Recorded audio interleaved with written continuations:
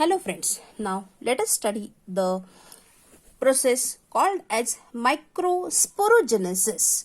Now here the word microsporogenesis meaning microspore. Microspore means pollen grain and genesis meaning the formation. So here we have to study the formation of pollen grain.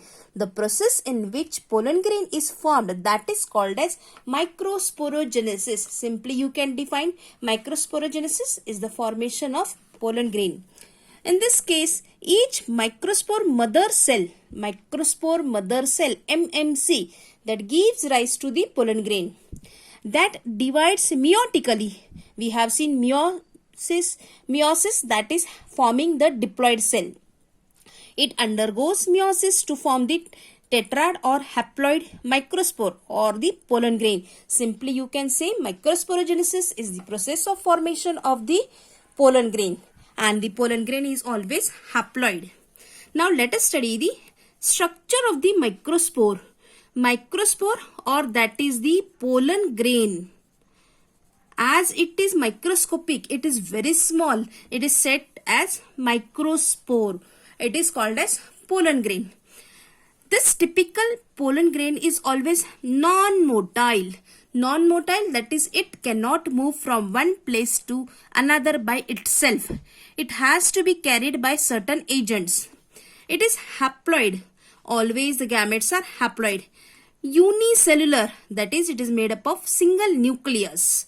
So simply we can say that the pollen grain is a structure in this way.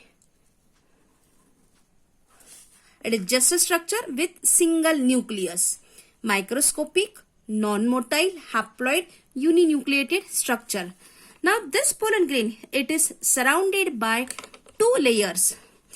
Two layers wall called as sporoderm. That is the wall of the pollen grain. This wall, that is called as sporoderm. Derm, that is the skin. Sporo, skin of the sporoderm, that is the skin or the outermost portion, outermost wall of the pollen grain. The outer layer is exine, that is thick and complex. It is non-biodegradable substance called as sporopollenin. The outer wall of the pollen grain. Now when we say outer wall, it is clear that it is made up of two layers. So if we say this is the pollen grain, this is the nucleus, and there are two layers, so outer and inner. So again there is an outer layer.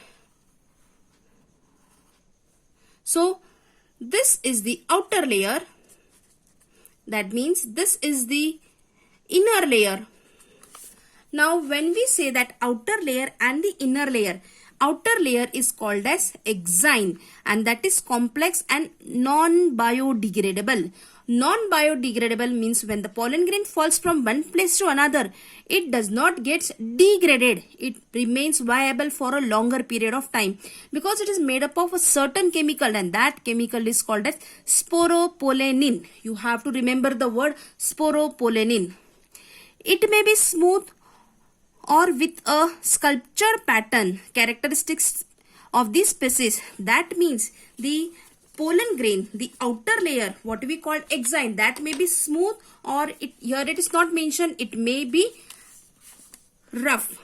This is the nucleus, this is the inner layer, and the outer layer, that may be spiny, different in different cases. Inner layer, that is called as intine.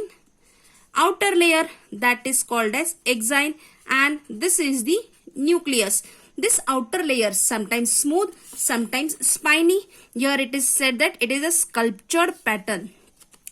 It is a resistant to chemical. Resistant to chemical, as mentioned above, wherever it falls, it does not get degraded. At some places, exine is very thin, showing thin areas known as germ pore. Let us again draw the same structure in some different manner.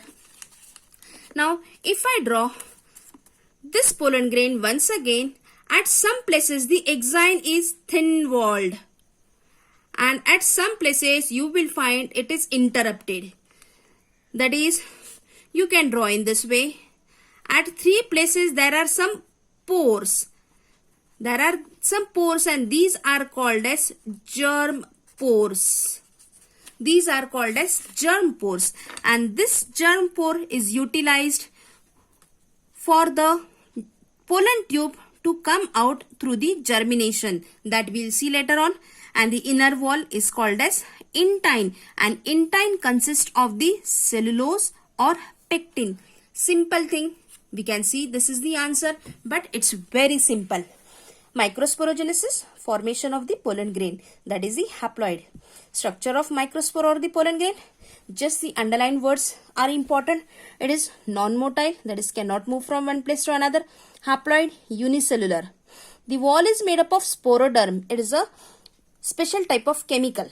The outer is called as exine. It is thick, complex and non-biodegradable. The chemical is called as sporopollenin, because of which it is non-biodegradable.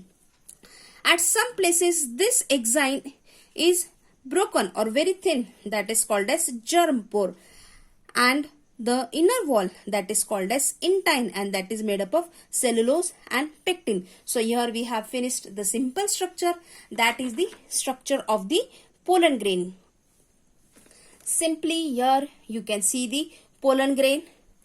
Just you can see the nucleus, there is the cytoplasm, inner wall that is the intine, outer wall that is the exine, and at some places there is the germ pore. So this is the structure of the pollen grain.